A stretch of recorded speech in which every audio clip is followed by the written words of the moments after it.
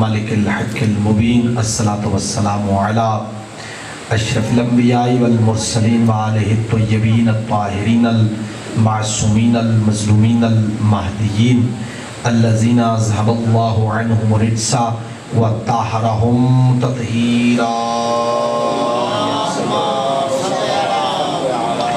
ولعنۃ اللہ علی اعدائہم منکر فضائلہم و مصائبہم و ولایتہم اجمعین.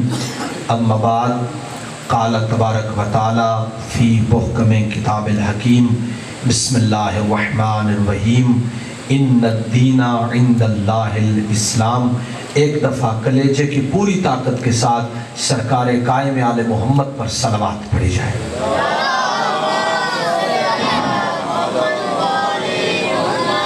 حاضرین ذی وقار، موالیان ولی حق، صاحبان معرفت، آئیں جی بسم اللہ، آ جائیے سامنے آ جائیے بسم اللہ. صاحبان معرفت، موالیان ولی حق، عزاداران محسن اسلام، سب سے پہلے میں دعا گو ہوں کہ آج کی اس عظیم مجلس کو، عظیم محفل کو آپ کی اور میری سانسوں کے مالک وارث زمانہ سامر الحجج سرکار علی ابن موسیٰ رضا اپنے مقدس بیاب اور پاک دربار میں قبول فرمائے. وہ جگہ، وہ مکان، وہ مکین تا قیام قیامت آباد و شاد رہیں جہاں پہ ذکر شہنشاہ کربلا ہوتا ہے. ہر مجلس میں، ہر محفل میں عادت سمجھ کے نہیں بلکہ عبادت سمجھ کے، کسی خطیب کی خطابت سمجھ کے نہیں بلکہ اپنے خون کی طہارت اور شرافت سمجھ کے، کسی شاعر کی نکتہ افرینی سمجھ کے نہیں بلکہ اپنے دل عقیدے اور روح کی آذان سمجھ کے یہ دعا مانگتا ہوں، یہ زندگی گزرے تو محبت حسین کے ساتھ اور اگر موت آئے تو ولایت علی کے ساتھ. صاحبان معرفت، بڑی خاص آپ صاحبان کی توجہ، بڑی خاص آپ صاحبان کی محبت. ایک دفعہ پھر اس سال جناب بھائی چودھری آصف وڈائچ صاحب کے توسط سے آپ صاحبان کے چہروں کی زیارت کرنے کا شرف حاصل ہے. بڑے اچھے انداز میں گزشتہ سال ہادی اور ہدایت کے عنوان سے چند معروضات پیش کرنے کا شرف حاصل کیا تھا. تو اس سال میرا جی چاہتا ہے کہ بتاؤں دین کیا ہے اور وارثان دین کون ہے. مولا آپ کو سلامت رکھیں. 1446 ہجری کا چاند زمانے کی نشیب و فراز کو طے کرتے ہوئے غروب ہو گیا اور 1447 ہجری کا چاند یزیدیت کی شکست اور حسینیت کی فتح کا اعلان کرتے ہوئے افق کے علم پہ طلوع ہو گیا. زمانے آئیں گے، وقت گزرتے رہیں گے، صدیاں بیتتی رہیں گی، مگر ہر صدی کے اصلی عنوان کا نام حسین ابن علی ہوا کرتا ہے. صاحبان معرفت، آئیے ایک دفعہ پھر 1447 ہجری میں اپنے عظیم سال کا آغاز غم حسین سے کرتے ہیں. غم حسین سے کرتے ہیں. امام حسین کی ذات پہ گریہ کر کے اپنے سال کا آغاز کرتے ہیں. میں نے ایک جگہ پہ، بھائی مجھے دیکھیں، اگر کوئی آئے گا تو پہلے مجھے مارے گا، آپ کو پھر مارے گا. میں کہتا ہوں سال کا آغاز، بھائی جان، سال کا آغاز غم حسین سے کرتے ہیں. میری بات کی سمجھ آئی آپ؟ اگر اس بات کی سمجھ آئے گی تو پھر اگلی بات کی سمجھ آئے گی. سال کا آغاز بیٹے کس سے کرتے ہیں؟ غم، مولا سلامت رکھے آپ کو، غم حسین سے کرتے ہیں. حسین ابن علی پر رو کر اپنے سال کا آغاز کرتے ہیں. میں نے نقیب ممبر صاحب ایک جگہ پر یہ جملہ کہا تو ایک بندے نے مجھ سے کہا، مولانا صاحب اگر سال کے آغاز میں ہی رو لیں گے پھر تو سارا سال منحوس ہو جائے گا، پھر تو سارا سال روتے رہیں گے. جو میں نے دلیل پیش کی تھی اگر پسند آئے تو چہروں پہ مسکراہٹ لے آنا. یہ میں وعدہ کرتا ہوں آپ کے ساتھ مولا حسین کا عزادار ذاکر ہوتے ہوئے یہ مجلس حسین میں لی جانے والی گرمی تمہیں قبر کی گرمی سے محفوظ رکھے گی. ذرا عقیدوں کو پرواز دینا میرے پہلے جملے پر. میں نے کہا سال کا آغاز مولا حسین پہ رو کے کریں گے. ایک بندے نے کہا اگر سال کے آغاز میں ہی رو لیں گے، جن کی توجہ میری طرف ہے ان کا عقیدہ تو نجف چلا جائے گا، باقیوں کی اپنی مرضی ہے. اگر پہلے دن رو لیں گے تو سارا سال منحوس ہو جائے گا. میں نے کہا نہیں، پہلے دن رونے سے سال منحوس نہیں ہوتا. اگر پہلے دن رونے سے سلامت رہیے، پہلے دن رونے سے سال منحوس ہو جاتا ہے تو جب تم زندگی کے آغاز میں روئے تھے آئے، تم نے تو ساری زندگی کو منحوس کر دیا. دیکھیے بچہ ڈاکٹر کے گھر میں پیدا ہو یا درزی کے گھر میں، امیر کے گھر میں پیدا ہو یا فقیر کے گھر میں، وہ اپنی زندگی کا آغاز رونے سے کرتا ہے. اگر وہ نہ روئے تو کون روتا ہے؟ گھر والے روتے ہیں. بچہ پیدا ہوا، بزرگوں رو نہیں رہا، معلوم ہوا رو نہیں رہا تو اس کا مطلب ہے مردہ ہے. رو نہیں، یہ خاموشی نہیں، آپ کی توجہ ہے. رو نہیں رہا تو اس کا مطلب ہے مردہ ہے. کیا کرتے ہو؟ بچے کو مارتے ہو. رو، جب روئے گا تو پتہ چل جائے گا زندہ ہے. تو معلوم ہوا جہاں رونا ہے وہاں زندگی ہے. تو اگر بچہ آتے ہی روئے تو بتاتا ہے میں زندہ ہوں.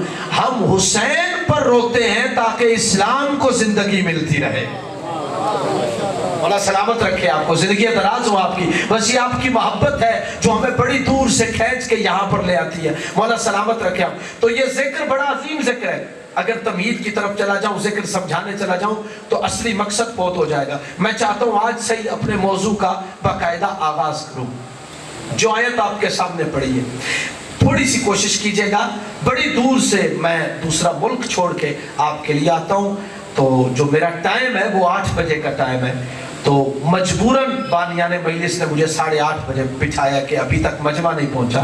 تو تھوڑی سی کوشش کیا کریں. یہ 10 دن مولا حسین کے لیے آپ پورے 8 تشریف لے آئے. تو میرا بھی جی چاہتا ہے جو کچھ پڑھا ہے آپ کے لیے، آل محمد نے جو کچھ عطا کیا ہے وہ سارا آپ تک پہنچایا ہے.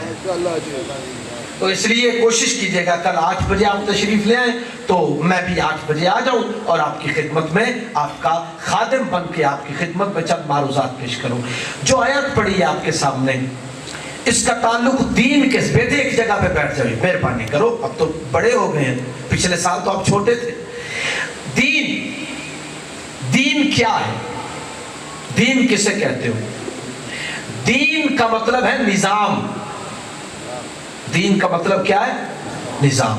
اور اگر اسے دین اسلام کہا جائے تو اس کا مطلب ہے سب سے بہترین نظام.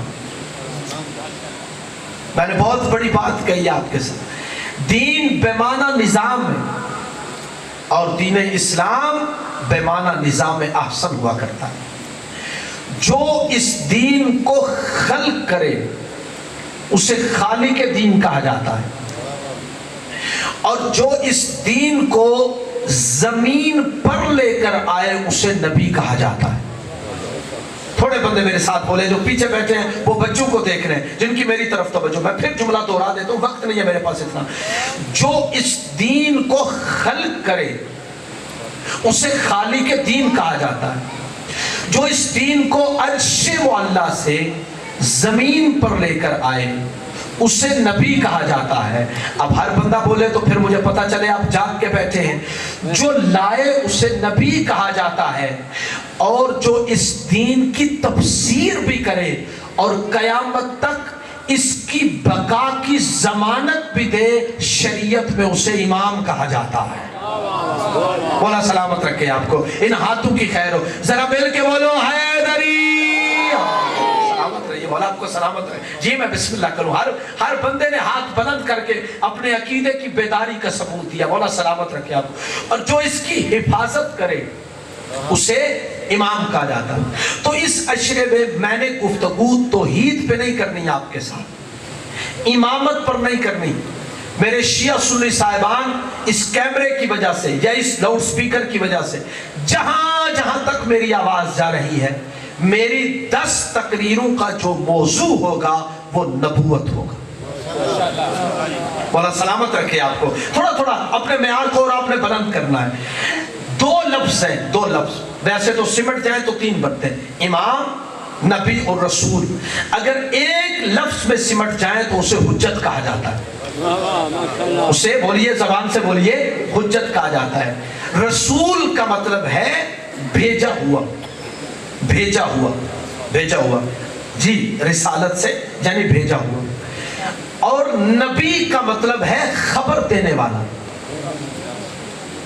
میری بات کی سمجھ آئی آپ؟ رسول بھیجا ہوا اور نبی کا مطلب ہے خبر دینے والا۔ اور امامت میرا موضوع نہیں، لیکن میں اجمالی تعریف کر دیتا ہوں۔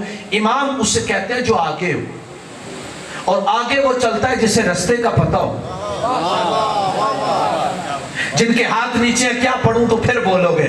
ہاں، امام وہ ہے جو آگے ہو۔ آپ نے یہاں سے مدو خلیل سے نکل کر، یہاں سے اپنے گاؤں سے، قصبے سے نکل کر لاہور کی طرف جانا ہو، لاہور کی طرف جانا ہو، ایک بندہ کہے جی میرے پیچھے پیچھے آؤ، آپ اسے پوچھیں گے صاحب آپ رستہ جانتے ہیں؟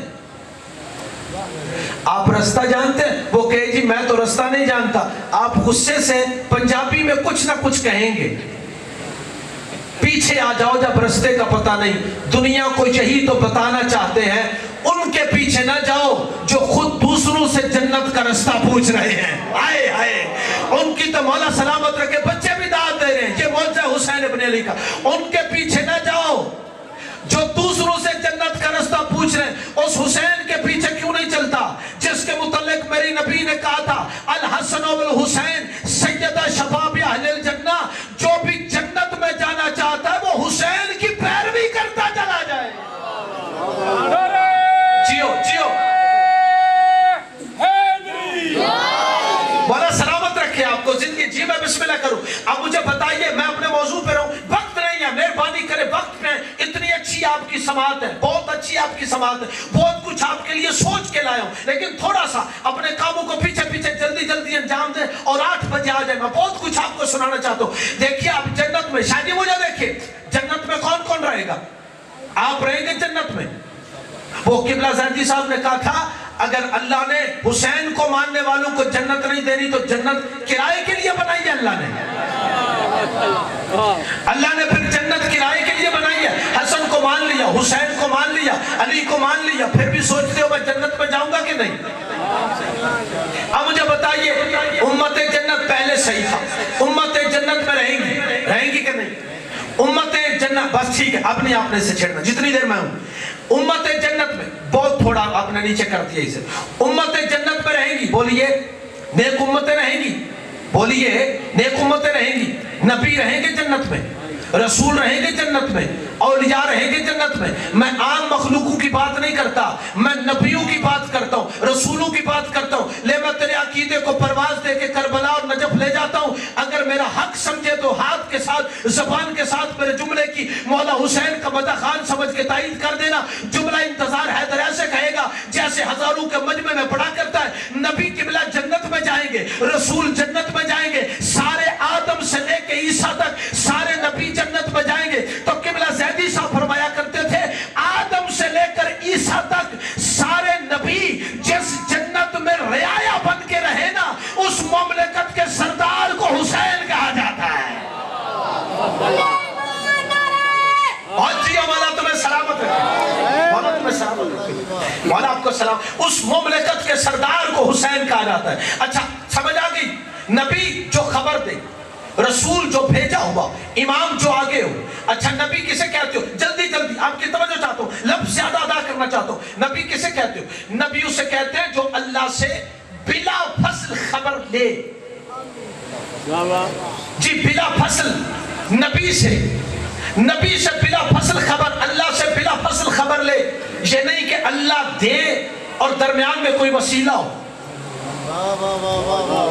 اب اس جملے کی تشریح کروں، کچھ کہتے ہیں کہ جبریل بھی تو درمیان میں شامل تھے وحی کے لیے، نہیں، قرآن کی 2 تنزیلیں، دو تنزیلیں، ایک دفعی ہے ایک تدریجی ہے.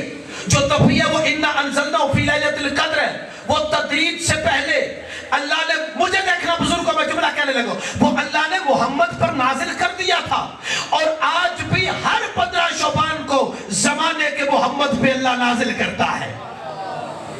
یہ ایک ہی دفعہ نازل ہو، تدریجی، کوئی مکے میں کوئی مدینے میں شامل نہیں، وہ پہلے کی بات کر رہا ہوں. اچھا، جو لیتا بھی بلا فصل ہے اور دیتا بھی بلا فصل ہے.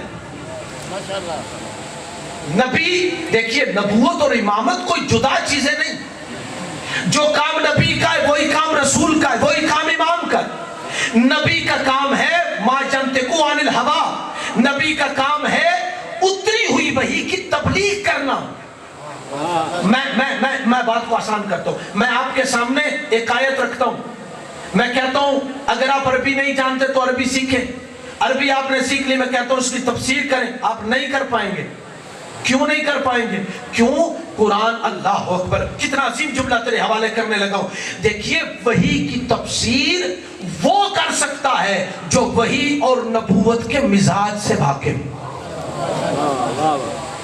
جو وحی اور نبوت کے دونوں کے میرے قبلہ مزاج سے واقف ہو. نبی وہ ہے جو بلا فصل لیتا ہے اور بلا فصل لوگوں کو دیتا ہے، اسے نبی کہا جاتا ہے. میں ایک بات کرنے لگا ہوں آپ کے ساتھ.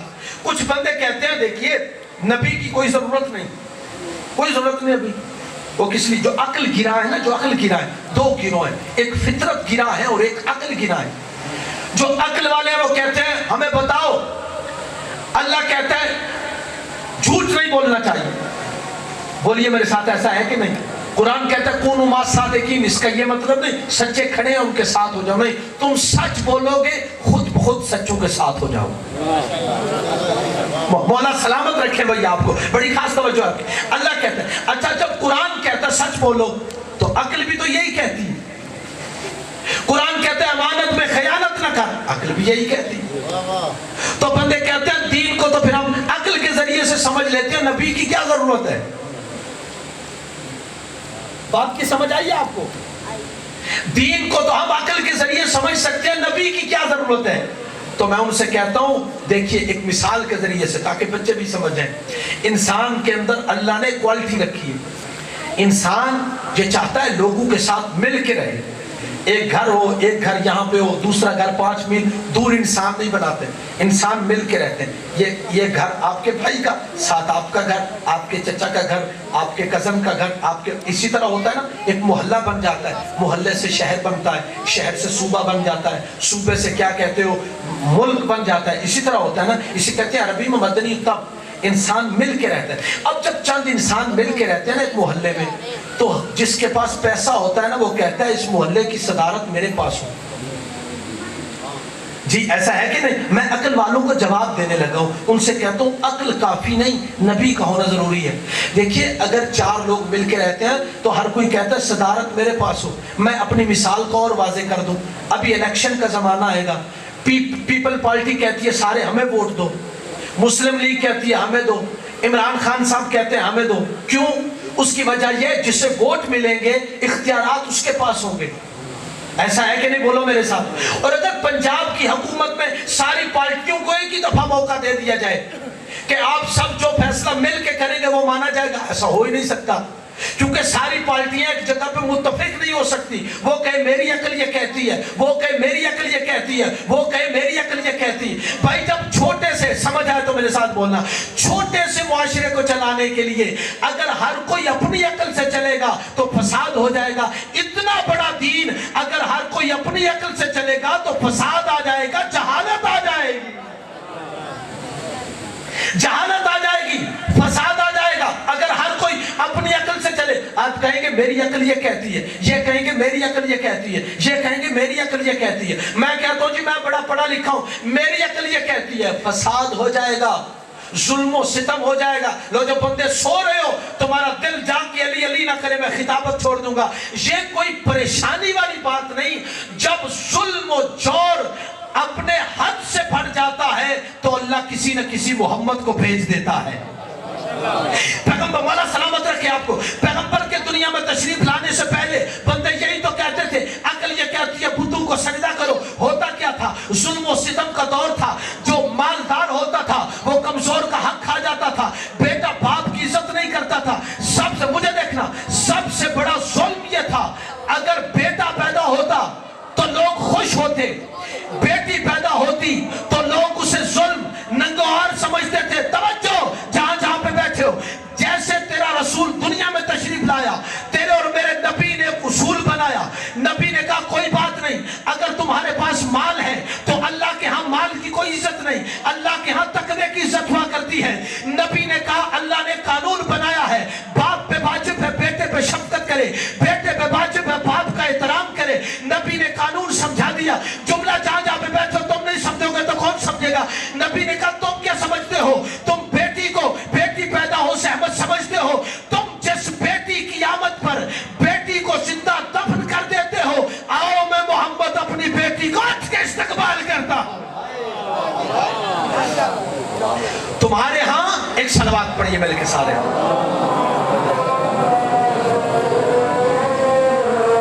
صلی اللہ علیہ وآلہ وسلم.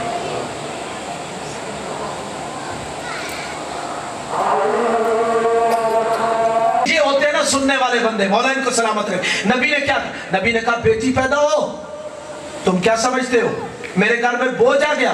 ایک بندے کے گھر میں بیٹی پیدا ہوئی, تیرے چھٹے امام کے پاس آئے, اسے کہا مولا پہلے ہی بیٹیاں موجود ہیں, اب بھی بیٹی پیدا ہو گئی. ایک بندہ اس بڑے پنڈال سے بولے میں دعا کرتا ہوا جاؤں گا, خدا کی قسم سارے بولو میں سمجھوں گا میرا جملہ پہنچ گیا.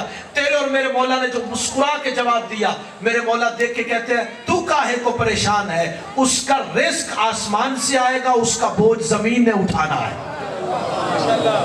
اللہ اکبر. نبی نے کہا تم باپ بیٹے پہ شفقت نہیں کرتا, میں قانون دیتا ہوں بیٹے پہ واجب ہے باپ کا احترام کرے. تم چھوٹے بھائی اور بڑے بھائی کا احترام کیوں نہیں کرتے, کیوں جگہ جگہ پہ جھوٹ بولتے ہو, کیوں سچ کا دامن نہیں پکڑتے, کیوں ایک خدا کو نہیں مانتے جو تمہارا بھی خالق ہے میرا بھی خالق ہے. بیٹی تم پیدا ہوتی ہے بیٹی اس کو دفن کر دیتے ہو. آؤ میں محمد دیکھو اٹھ کے اپنی بیٹی کا استقبال کرتا ہوں. جملہ مدو خلیل میں میرے اندر کا خطیب کہتا ضائع ہو ہی نہیں سکتا. جو بندے جاگ کے بیٹھے ہیں, جو سید ہو تم تو بولو گے, جو غیر سید ہو تم تو احتراماً میرے ساتھ زیادہ بولو گے. خدا کی قسم ایک دفعہ نہیں, جب بھی فاطمہ آتی تھی تیرا رسول اٹھ کے کھڑا ہو جاتا تھا. آئے ہائے, نہیں بندے سارے نہیں بولے میرے ساتھ, سارے بندے نے میری تائید نہیں کی. جب بھی آتی تھی سیدہ اٹھ کے کھڑے ہو جاتے تھے, اور کیا کرتے تھے, اس رستے پہ چلنا شروع کر دیتے تھے. چلنا جہاں سے بی بی آ رہی ہوتی تھی نا, نبی چلتے تھے اور کیا کرتے تھے, اجلسہا فی مجلسہ ہی, اپنی مسند کو وسیع کر دیتے تھے, مصلی اپنا بچھا دیتے تھے. اور کیا کرتے تھے, تیرا رسول کیا کرتا تھا, رستے پہ چلتے تھے اور آگے بڑھ کے سیدہ کا ہاتھ پکڑتے تھے, اور ہاتھ پکڑ کے اس ہاتھ کو چومتے تھے. مجھے دیکھنا, چومتے تھے اور چومنے کے بعد سونگتے تھے. ایک دن یہ پاس تھی, کہنے لگی یا رسول اللہ اب تو فاطمہ کی شادی ہو گئی ہے, اب تو فاطمہ کے بچے ہیں, اب بھی فاطمہ کا ہاتھ چومتے اور سونگتے. ہائے ہائے, تیرے رسول نے مسکرا کے کہا تمہیں کیا پتا میری فاطمہ کون, تمہیں کیا پتا میری زہرا کون ہے. کہا یا رسول اللہ کیا مطلب, کہا تمہیں کیا پتا, جب میں معراج پہ گیا تھا نا, معراج پہ پہنچا تھا, جب میں معراج پہ گیا تھا تو مجھے جنت میں ایک خوشبو آئی تھی جو جنت کی تمام خوشبوؤں پہ جس کی خوشبو زیادہ تھی. میں ایک درخت تھا جس سے خوشبو آ رہی تھی, میں اپنے آپ کو میں نے اس درخت کے نزدیک کر لیا اور آگے بڑھتا گیا اور آگے بڑھ کے میں نے اس درخت کے پتوں کو پکڑا, سونگا اور سینے سے لگا لیا. میں نے جبرائیل سے پوچھا, جبرائیل یہ کیسی خوشبو ہے. جبرائیل دیکھ کے کہنے لگے یہ عام خوشبو نہیں, یہ درخت طوبہ ہے, درخت طوبہ. کہا حمیرہ جب میں اس درخت طوبہ کی خوشبو کا مشتاق ہوتا ہوں میں زہرا کے وجود کو سونگتا ہوں. اللہ اکبر. فاطمہ حور انسیہ. اور میری بات یاد رکھنا مدو خلیل والو, پیغمبر نے ابو ذر سے کہا تھا, پیغمبر نے کہا ابو ذر, فرمایا ابو ذر میری بیٹی زہرا کی مودت 100 مقامات پہ. तजर्बे होने ना करने। कहा अबू ज़र मेरी बेटी ज़हरा की मवद्दत 100 मकामात पे तेरे काम आएगी। कहा या रसूल अल्लाह कहाँ पर? कहा सबसे पहले आलम मर्ग में जब मौत का फरिश्ता तेरे पास आएगा तुझे पता चलेगा ज़हरा की मवद्दत क्या है। का इंदल मीज़ान इंदल सिरात का उस दुनिया में तुझे पता चलेगा। अब मैं एक जुमला कहता हूँ और अपनी तकरीर को यहाँ पे छोड़ने लगा हूँ, आप सबसे दुआएं वसूल करने लगा हूँ। और एक जुमला मुसीबत का, जहाँ जहाँ पे बैठे हो नियाज़ हुसैन जरा 1 मिनट के लिए मेरी तरफ देखना। जुमला में फजीलत का, कायनात की कीमत का तेरे हवाले करने लगा हूँ। एक दिन अबू ज़र चल के नहीं दौड़ के रसूल के पास आया और आके कहने लगा या रसूल अल्लाह ये महशर किसे कहते हैं? महशर।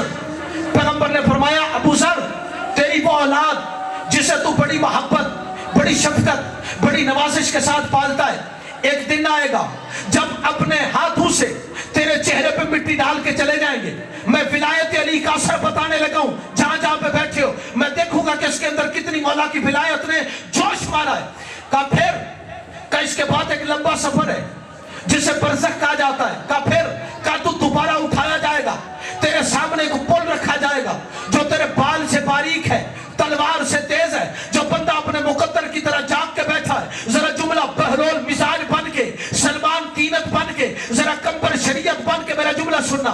अबू ज़र पैगंबर के पैरों पे इब्ने हजर मक्की ने लिखा है, हाथ रख के कहने लगे या रसूल अल्लाह ये बरज़ख का लंबा सफर तो गुजर जाऊंगा लेकिन ये जो आपने पुल इरशाद फरमाया है ना, ये पुल मैं अबूर नहीं कर पाऊंगा। कोई नुस्खा, कोई बात, कोई चीज इरशाद फरमाइए, मैं पुले सिरात को आंखें बंद करके गुजर जाऊं। लो इस पहले बच्चे से लेके आखिरी बंदे तक जरा सर उठाना 1 मिनट के लिए, अपने तमाम तरीन ख्यालात को छोड़ के मजलिस हुसैन में मुतवज्जे हो। मैं कायनात की कीमत का जुमला तुम्हारे हवाले करने लगा हूं। जब बंदा पुले सिरात को आंखें बंद करके गुजरना चाहता है जरा 1 मिनट के लिए मेरी तरफ देखे। नबी देख के कहने लगे अबू ज़र जरा सुनना, बेशक बंदा शिया हो, बेशक बंदा सुन्नी हो, बेशक बंदा वहाबी हो, जिसका जिस मसलक के साथ ताल्लुक है उस पुले सिरात से हर किसी ने गुजरना है। और नबी देख के कहने लगे अबू ज़र मुझे कसम है उस अल्लाह की ला यजूज़ु अहदुन सरात इल्ला वमन कतब लहू अलीयुल जवाज़। फरमाया अबू ज़र उतनी देर तक किसी का बाप भी पुले सिरात को अबूर नहीं कर सकता जितनी देर तक उसके पास मेरे भाई अली के हाथ का परवाना ना हो। जियो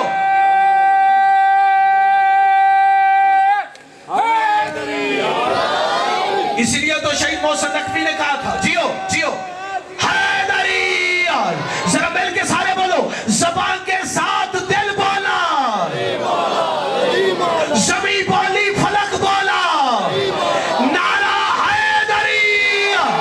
इसलिए शहीद मोहसिन नकवी ने कहा था शजर जब हर्फ सन होते हैं तो गुच्चे बोल पड़ते हैं, अली का नाम आने से चेहरे बोल पड़ते हैं और अली के नाम में यारो तकिया गैर मुमकिन है। जुबानें चुप भी हो जाए तो चेहरे बोल पड़ते हैं,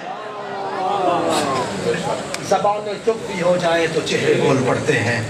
बस मेरे दोस्तों दामने वक्त में इतनी गुंजाइश नहीं, मुहर्रम का चांद नजर आ गया है। कल यकम मुहर्रम है, आज चांद। फर्क इतना है मैंने और तूने, ओ भाई बैठ जाओ, मैंने और तूने ये चांद वतन पे देखा है, अली की बेटियों ने परदेश में देखा है। अज़ादारान मज़लूम कायनात में सिर्फ एक रवायत पे इक्तिफा करूंगा आज की मजलिस में। रावी मदीना कहता है हमें किसी से पूछना नहीं पड़ता था मुहर्रम का चांद निकला है कि नहीं निकला, तेरे छठे इमाम के घर का गिरिया बता देता था। रावी मदीना कहता है इमाम के घर से इतनी रोने की और चीखों की आवाज बुलंद हुई, हमने समझा शायद इमाम के घर में कोई फौत हो गया है। रावी मदीना कहता दिल दुखे मुझे माफ कर देना, शिया हो तो हाथ सीने पे मारना, अहले सुन्नत हो तो मेरी बात को सोचना। रावी रियान इब्न शबीब कहता है जब आवाज आई है ना, मैंने इमाम के दरवाजे पे तकुलबाब किया, मेरे मौला ने कहा रियान आ जाओ। कहते घर में दाखिल होते ही दाईं तरफ इमाम का हुजरा था। मेरे किबला कहते जैसे ही मैं अंदर गया मैंने जाके देखा شیعوں کا چھٹا امام منہ کے بل زمین پہ گرا ہوا تھا. جزاک اللہ جزاک اللہ، مولا تمہیں سلامت رکھے. شیعوں کا چھٹا امام منہ کے بل زمین پہ گرا ہوا تھا. میں آگے بڑھا، میں نے امام کے سر پہ امامہ رکھا، امام کو اٹھا لیا. میں بسم اللہ کروں، اٹھا کے سینے سے لگا لیا. میں نے کہا مولا اتنی اونچی آواز میں کیوں رو رہے ہیں؟ مولا دیکھ کے کہتے ریان تو نہیں جانتا، محرم کا چاند نکل آیا ہے.